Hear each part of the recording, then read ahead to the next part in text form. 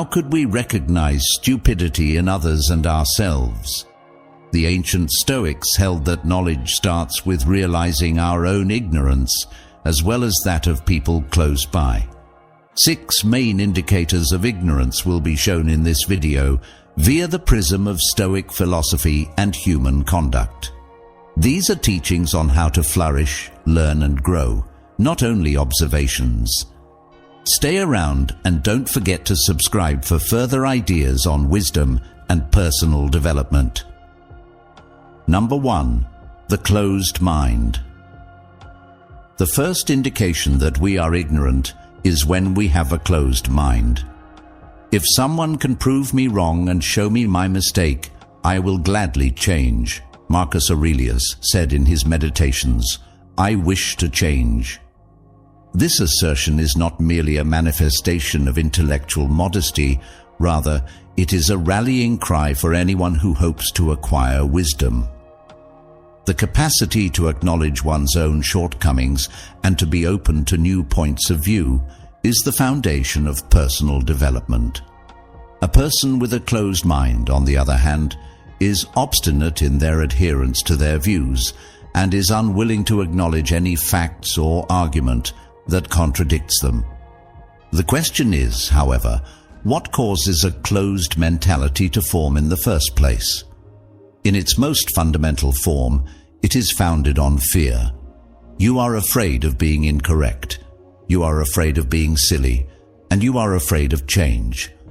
Our ideas are surrounded by a fortress that is constructed by our anxieties, which prevents anything that appears to be dangerous from entering. It is important to note that this fortress is not a symbol of strength. Rather, it is a prison. If we keep our minds closed, we will be cut off from the truth and will be forced to think in a limited and unchanging manner. We suffer more frequently in our imaginations than we do in the real world, as the Stoic philosopher Seneca famously stated. This holds true in this particular instance.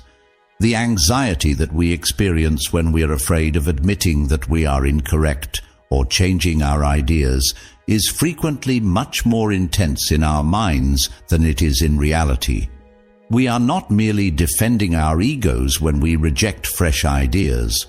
Rather, we are not only denying ourselves opportunities to develop, learn, and improve ourselves. Consider the following. How frequently do we observe individuals reaffirm their beliefs despite the fact that the facts unequivocally rebut them, each and every time it takes place?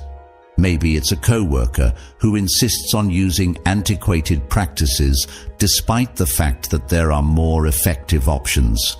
It could be someone who is unwilling to revise their opinions on a particular matter because they believe doing so would give the impression that they are lacking in strength.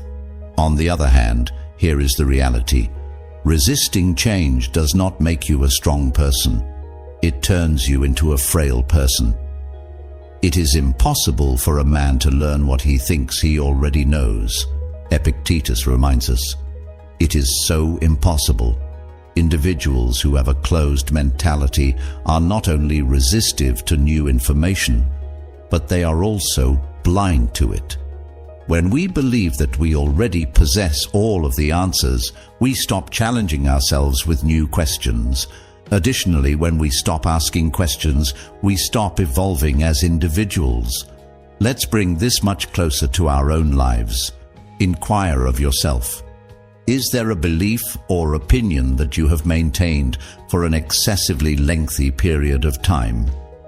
It's possible that it's a perspective that you've never really questioned before, or a concept that you inherited from your childhood.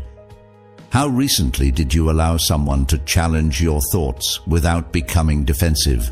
When was the last time you did this? The answer to this issue is not easy to come up with, but it is absolutely necessary. Understanding our own limitations is the first step toward gaining wisdom. So here's an illustration. Imagine that you are having a discussion with a friend and that they decide to give evidence that is in opposition to the viewpoint that you hold. What is the first thing that comes to mind? Do you intend to listen to them and take into consideration their point of view, or do you intend to instantly defend your position? On the other hand, if it is the latter, you might be allowing your ego to come in the way of your development. Keep in mind that error is not a sign of failure, rather it is an opportunity to gain knowledge. We learn from Marcus Aurelius that you have power over your mind, not over events that occur outside of yourself. When you come to terms with this, you will discover your strength. You are able to control how you react to someone challenging your beliefs, but you are unable to control whether or not they challenge your beliefs.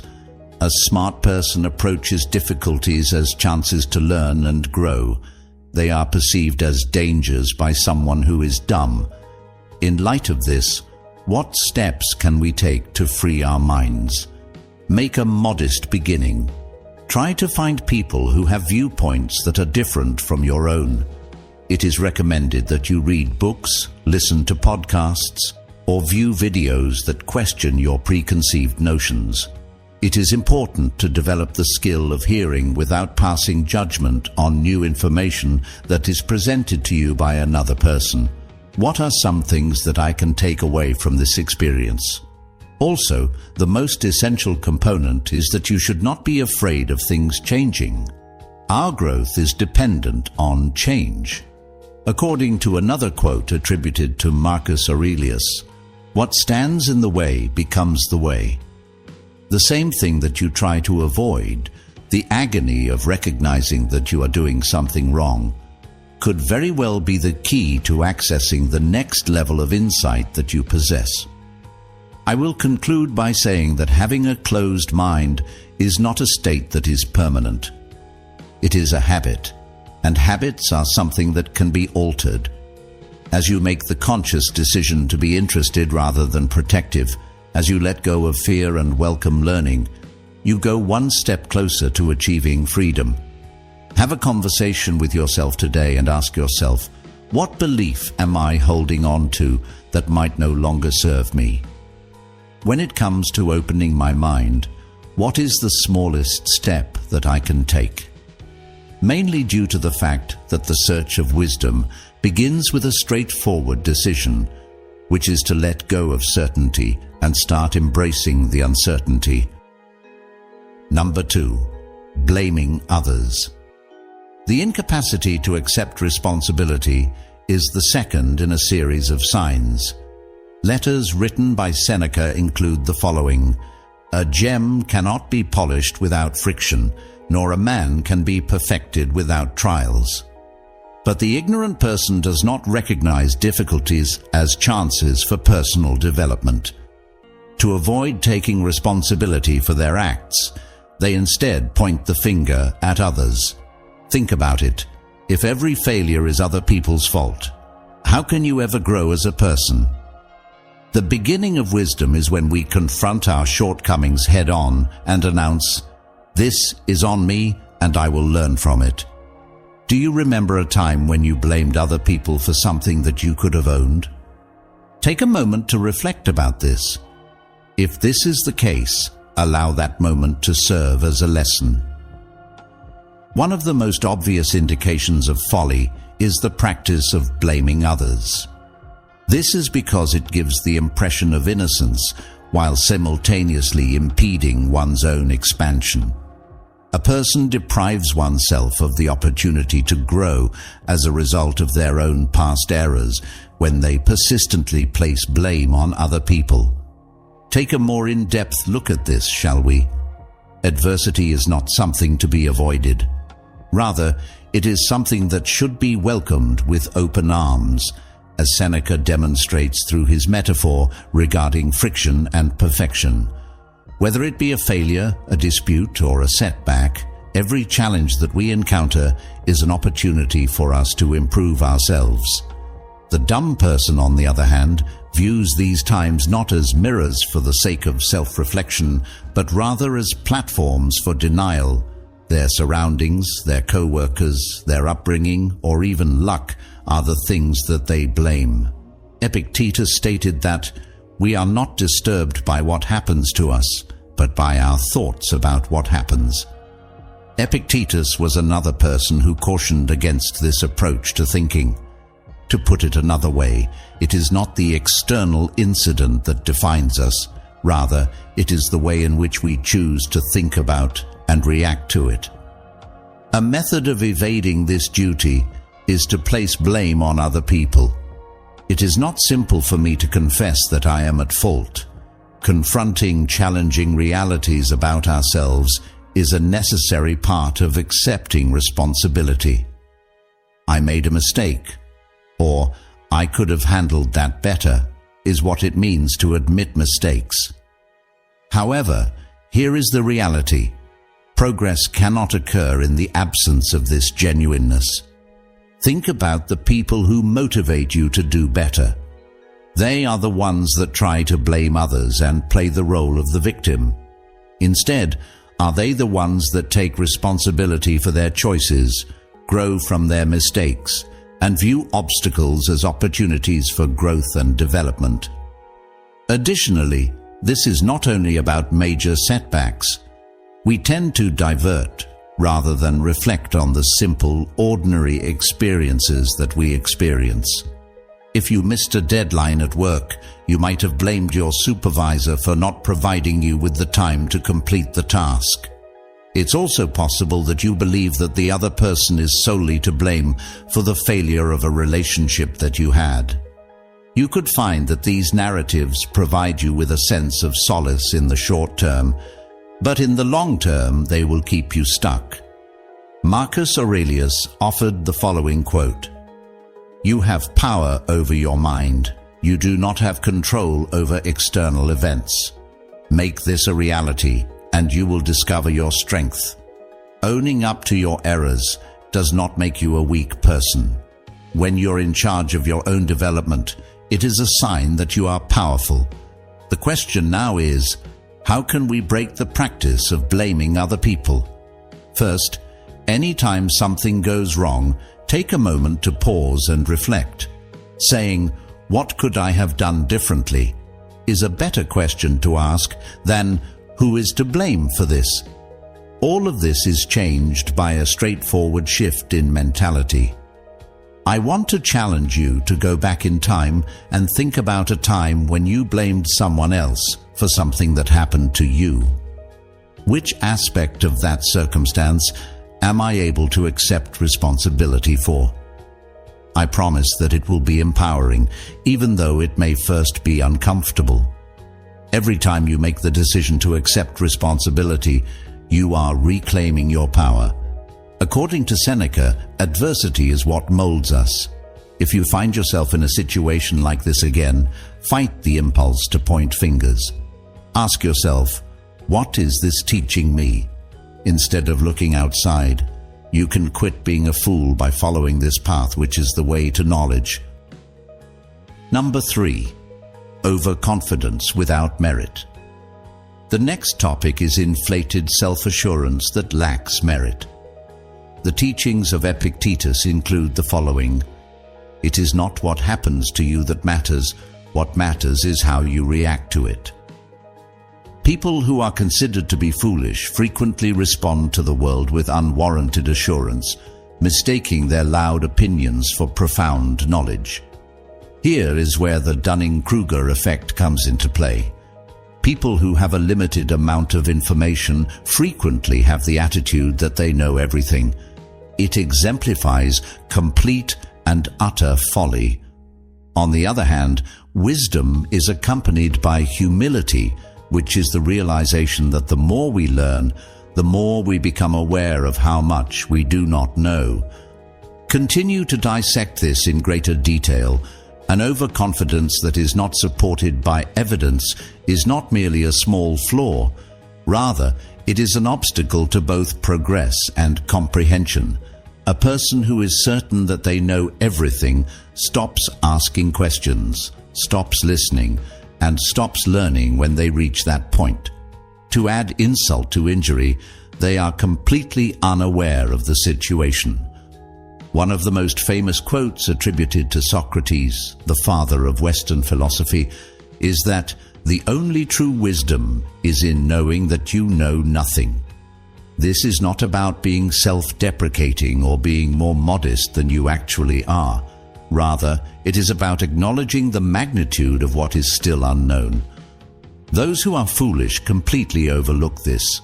In their limited knowledge, they mistake it for mastery, and in their opinions, they mistake facts for opinions. Consider the Dunning-Kruger effect, a psychological phenomenon that exemplifies this point in a way that is absolutely perfect. Individuals who have a poor level of aptitude or expertise in a certain field tend to exaggerate their level of competence, which is a cognitive bias. To put it another way, they do not have sufficient knowledge to comprehend the extent of their ignorance. In the meantime, those who are truly informed are frequently the most humble, since they have experienced the expanse of the unknown during their lives. Are you familiar with the experience of having a conversation with someone who confidently spreads false information? They are not going to take into account different points of view. They are not going to listen to reason, and they are not going to admit the idea that they could be wrong. Don't you find it frustrating? Now that we have that out of the way, let's look inward. Are there aspects of your life in which you have been overconfident without any basis in reality? If anybody informs you that a certain individual speaks ill of you, do not make excuses about what is said about you. Rather, answer, "He was uninformed of my other shortcomings, else he would not have mentioned only these." Epictetus reminds us of this advice. This is not merely a witty remark. Rather, it serves as a constant reminder to approach life with humility and self-awareness. It is not necessary for the smart person to appear faultless, since they are too concentrated on bettering themselves. The danger of having an excessive amount of confidence is that it can cause us to become blind. When we are overconfident in our own expertise, we prevent ourselves from being exposed to new and improved ideas, deepening our understanding and experiencing genuine progress. You could feel like you are standing on a wobbly pedestal for a brief period of time, but all it takes is one push of reality to bring you crashing down if you are in that position. In that case, what is the answer? The first thing to do is to be humble. Make the presumption that there is always more to learn and move forward from there. For example, rather than stating, "I know," you could try saying, "I'm learning." Questioning oneself is the second phase in the process. You should take a moment to pause and question yourself. Could I be wrong? When you are totally confident about something, which pieces of evidence am I lacking? That is, what would someone who holds a different viewpoint say? In conclusion, you should surround yourself with people that push you to your limits. Those who are wise do not dislike being chastised. Rather, they look forward to it. Marcus Aurelius once offered the following advice: "You must not only correct yourself, but you must also allow yourself to be corrected by others." As you go through life, make this a guiding concept for you. You are going to be asked to consider a subject or field in which you have a great deal of self-assurance. At this point, you should question yourself. Is that self-assurance supported by profound knowledge and comprehension, or are there potential gaps that you haven't taken into consideration? Rather than tearing oneself down, the objective is to construct a more solid foundation by locating and filling in the holes that have been identified. Keep in mind that wisdom stems from the absence of certainty. In the short term, having an excessive amount of self-assurance may make you feel safe, but in the long run, having humility will serve you better. If you find yourself speaking with complete and utter certainty in the future, take a moment to pause. Think about it. Be sure to question yourself. Am I being intelligent, or am I just being loud? This is the way to liberate yourself from the pedestal of folly and begin the process of constructing genuine knowledge. Number 4. Ignoring consequences. The fourth point is to live without any consideration for the repercussions. What we do now echoes in eternity, Marcus Aurelius remarked somewhere in his writings. The individual who is foolish, on the other hand, does not consider beyond the present instant. They behave in a rash manner, oblivious to the potential consequences that their choices may have in the future. Take some time to reflect on the decisions you've made this week. Have you not taken into account the long-term effects? Would you say that you acted solely on impulse? A person who is smart is aware that every action has consequences, and they act in accordance with this understanding. Shall we delve even farther into this? Marcus Aurelius wasn't merely a poet when he remarked, "What we do now echoes in eternity." He was referring to something significant. It was a timeless reality that he was pointing out. The future is shaped not just by our acts, no matter how huge or how tiny they may be, but also by the actions of people around us. Someone who is dumb conducts their life as if this is not the case. They make judgments based on the need for short-term enjoyment or convenience, and they do not take into account the potential consequences that may follow. Overspending, neglecting relationships, or making decisions out of anger are all examples of behaviors that frequently result in regret when the consequences of those behaviors are brought to light. According to a quote attributed to Seneca, a Stoic philosopher, "It is not that we have a short time to live, rather, it is that we waste a great deal of it." Foolishness is the pursuit of transient pleasures or the path of least resistance, both of which are ways in which time and potential were wasted. On the other side, wisdom is about developing a perspective that is long-term. The question that needs to be asked is, what kind of person will I become as a result of this decision? And how will this decision impact the rest of my life? Please pause for a moment to think. Are you someone who has ever taken a choice without taking into account the long-term effects of that choice, only to come to regret it later? It could have been a decision regarding your finances, a change in your work, or even something as simple as a heated dispute in which you said things that you did not intend to say. This is not a punishment, but rather a learning experience. The significance of foresight is brought to mind by these reminders. One of the most common causes of foolishness is living on autopilot. Instead than pausing to consider the consequences of our actions, we choose to act on impulse, propelled by our feelings or our immediate desires. However, attentiveness is necessary for wisdom. It requires us to pause before we take action and question ourselves, what will happen next? What is the likelihood that this activity will get me closer to the person I want to become, or will it draw me further away from that person? First, say to yourself what you would be, and then do what you have to do. Epictetus advised, do what you have to do. People who are wise have a blueprint for their lives, and they make sure that their behaviors are in line with that blueprint. They are conscious of the fact that every choice, regardless of how insignificant it may seem, either strengthens or weakens their character. Take, for instance, the scenario in which you are tempted to skip a workout, overspend on something that you do not require, or lash out and express your dissatisfaction. It is possible that these decisions appear to be inconsequential at the moment, yet they have a cumulative impact. Putting off your workout for the day is the beginning of a pattern of disregarding your health.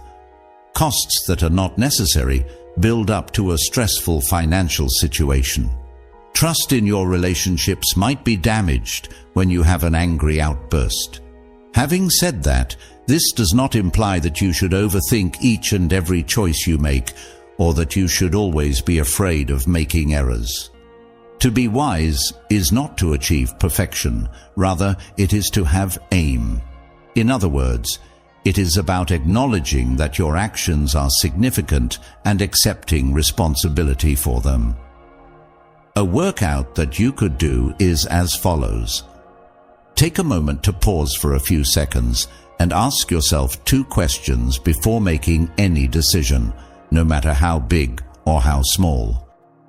What are the potential repercussions of this action is the first question to ask. Am I okay with those consequences is the second question. Changing this one basic habit can completely alter the way you make decisions. When you find yourself on the verge of acting rashly, it is important to keep in mind the words of Marcus Aurelius. You have power over your mind, not over events that occur outside of you. Recognize this, and you will discover the strength you need. It is within your ability to make intelligent decisions, to plan ahead, and to live your life with a purpose. Here is a question for you. What decisions are you making right now that will have an impact on your future? Is the life you wish to create compatible with the choices you make? Don't wait for regret to teach you the lesson if you haven't already done so. Now is the time to begin acting with intention and allow knowledge to direct your actions moving ahead. Number 5. Spreading negativity. Distributing negativity is the 5th item on the list. Associate with people who are likely to enhance you, Seneca told his followers. On the other hand, stupid people act in the opposite way. They constantly whine, gossip, and criticize others, which wears down their energy levels. Not only does negativity cause harm to those around you, but it also erodes your own values and principles. Through the cultivation of inner tranquility and the dissemination of that peace to the world, the Stoics believed. Whenever you find yourself in the midst of negativity, you should ask yourself, how can I bring positivity instead? What are some ways that you can alter your thinking if you are the one who is causing it? A sickness is similar to negativity. It begins with a simple thing, such as a critical comment here or a complaint there, but it quickly spreads, infecting not just those of your immediate environment, but also yourself. The piece of advice that Seneca gives, which is to associate with people who are likely to improve you, is not limited to selecting companions who are positive. Additionally, it serves as a reminder to be someone who other people would like to associate with. When someone is dumb, they frequently thrive on negativity, using it as a means to form relationships with other people or to conceal their own inadequacies. Complaints, gossip, and criticism may provide a sense of temporary satisfaction, but they rarely result in the resolution of issues. Instead, they foster an environment that is riddled with mistrust and dissatisfaction. Negativity, on the other hand, is a habit, and just like any other habit, it is one that can be broken. When it comes to our reactions and attitudes, the Stoics thought that we have influence over them. The soul becomes dyed with the color of its thoughts, Marcus Aurelius, a Roman philosopher, wrote. It is inevitable that your life will mirror the gloomy and critical ideas that you have. You will be able to create a more tranquil and fulfilling living for yourself and people around you if you think in a constructive and positive manner toward your thoughts. In the first place, let's investigate the reasons why people disseminate negativity. Most of the time, it is the result of internal conflicts that have not been resolved. It is possible that a person who chronically criticizes other people is projecting their own fears onto others. It's possible that someone who engages in gossiping is looking for validation or a distraction from their own experiences. Having this awareness does not mean pointing fingers. Rather, it means having the awareness that negativity is frequently a symptom of a more profound level of misery. If you feel that you are stuck in a cycle of negativity, what exactly can you do to break out of it? Practice awareness as your first step. Keep your words and thoughts in mind at all times. To what extent do they contribute to the process? It is important to question yourself. Is this complaint helping me find a solution, or is it just fueling the problem? Whenever you find yourself whining, the phrase, "It is not what happens to you, but how you react to it that matters," is a poignant lesson that Epictetus provides. Our attitude is the determining factor in whether or not the obstacles we face in life make us more bitter or more better. Focus on what you can do to put things right, rather than concentrating on what is wrong with the situation. You should also avoid allowing the negativity that you are surrounded by from other people to consume you. Withdraw into yourself as far as you can, Seneca tells his followers. Protecting your inner peace is what this means, not isolating oneself from the world. Even if other people are engaging in gossip or criticism, you do not have to do the same thing. It is possible for you to establish boundaries, redirect conversations in a positive direction, or just remove yourself from surroundings that are toxic.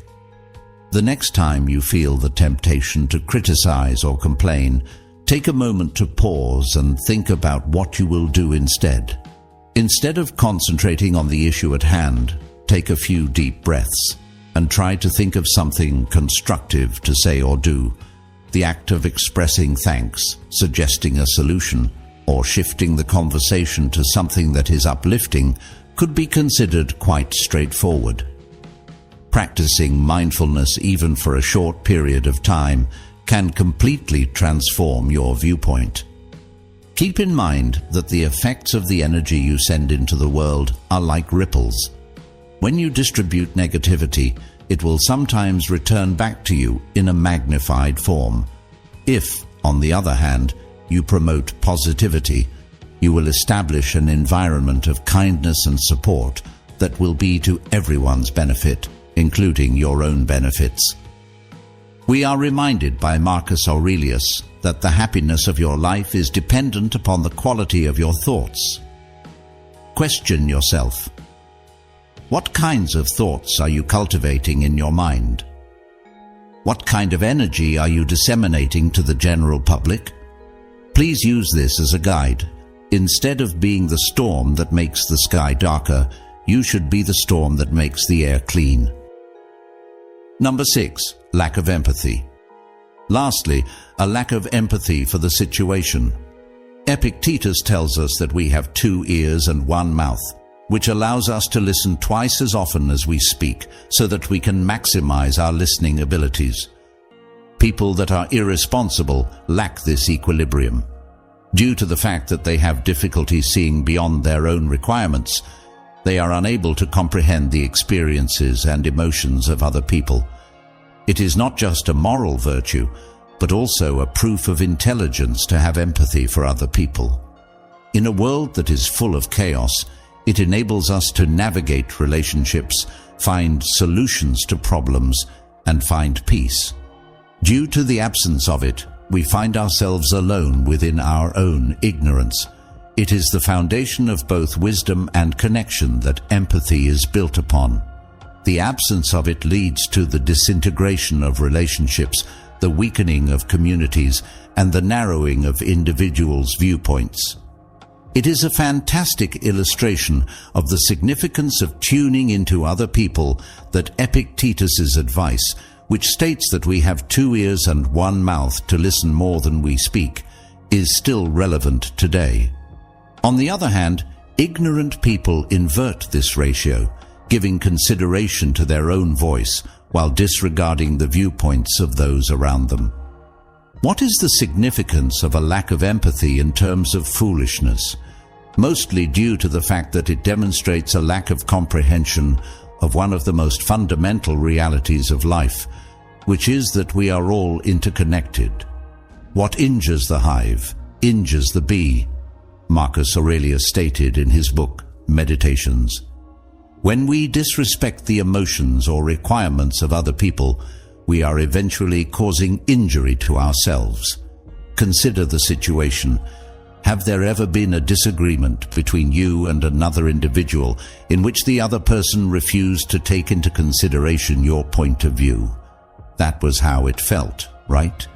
There is a good chance that it left you feeling dissatisfied, unheard, and alienated. Let's now consider the frequency with which you can unwittingly cause the same harm to other people. Being compassionate is only one aspect of empathy. It also involves one's ability to reason, the ability to put ourselves in the position of another person and view the world through their eyes is made possible by this. In light of this, it is not necessary for you to compromise your own boundaries or agree with everyone. It involves having an understanding of where they are coming from, even if you do not personally agree with their viewpoints. Wherever there is a human being, there is an opportunity for kindness, Seneca reminds us throughout his writings. The capacity for empathy presents an opportunity not only to connect with other people, but also to develop as individuals. Not only does it teach us patience and humility, but it also teaches us to look beyond our immediate requirements. However, dumb people are resistant to empathy since it demands work on their part. Ignoring the suffering of another person is far simpler than confronting it head-on. In order to have a better understanding, it is more convenient to think that someone has malicious motives. On the other hand, wisdom necessitates the bravery to care, whereas foolishness flourishes in this kind of self-centered simplicity. In a world that frequently appears to be divided, what are some ways that we might foster empathy? Beginning with active listening is a good place to start. If someone is speaking to you, you should not simply wait for your turn to react. Instead, you should listen to what they have to say. It is important to pay attention to their tone, the words they use, and the feelings that they may be experiencing beneath the surface. Try to put yourself in the shoes of someone else and try to imagine the challenges they face. When you wake up in the morning, tell yourself, the people I deal with today will be meddling, ungrateful, arrogant, dishonest, jealous, and surly. This is the advice that Marcus Aurelius advocates. Because they are unable to differentiate between good and evil, they behave in this manner. A reminder to engage other people with compassion, acknowledging that their behaviors are frequently the result of ignorance or pain rather than malicious intent, even though this may sound harsh. At last, take some time to think about your personal experiences. What are some instances in which you have been misunderstood or ignored? That was how it felt, right? Utilize your recollections as a guide to ensure that you treat other people with the same level of understanding that you wish you had received. Empathy has the power to influence not only our interpersonal connections, but also our internal life. Life becomes more fulfilling and significant when we shift our perspective from viewing people as challenges or opponents to viewing them as fellow travelers on this journey. Epictetus encourages us to put this into practice on a daily basis for the following reason. Don't just say you have read books. Show that through them you have learned to think differently, to become a better person.